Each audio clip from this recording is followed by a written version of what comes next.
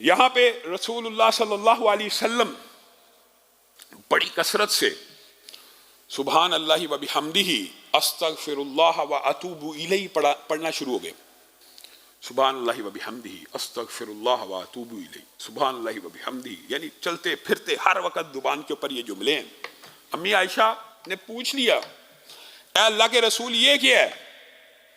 پہلے اس کثرت سے نہیں تھا ہوتا. مراد یہ نہیں کہ پہلے رسول اللہ ذکر نہیں تھے کیا کرتے یا اللہ کی تسبیح یا حمد نہیں تھے بیان کیا کرتے.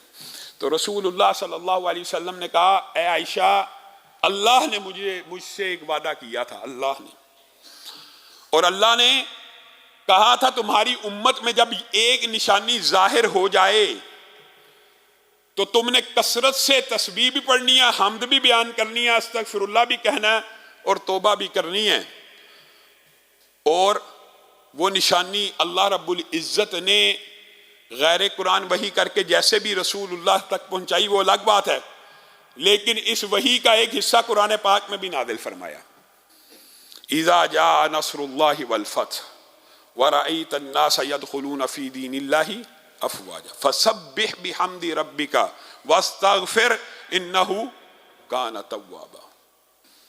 یہ وہ صورت ہے جس کے اندر اللہ رب العزت نے رسول اللہ کو حکم دیا کہ جب تم دیکھو، یہ جو نشانی کا ذکر حدیث میں موجود ہے، اس کی ٹرانسلیشن قرآن کی آیت میں موجود ہے، جب تم دیکھو کہ لوگ اللہ کے دین میں غول در غول، جوگ در جوگ، فوج در فوج داخل ہو رہے ہیں، فسبح بحمد ربک، تو پھر اللہ رب العزت کی تسبیح بھی بیان کر اور اس کی حمد بھی بیان کر اور توبہ بھی کر.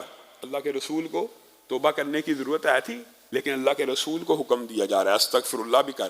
تو رسول اللہ ایسے تابعدار نبی ہیں کہ اللہ رب العزت نے جو 4 الفاظ اس صورت میں نازل کیے رسول اللہ کی زبان پہ جاری ہو گئے، سبحان اللہ و بحمدہ استغفر اللہ و اتوب الیہ.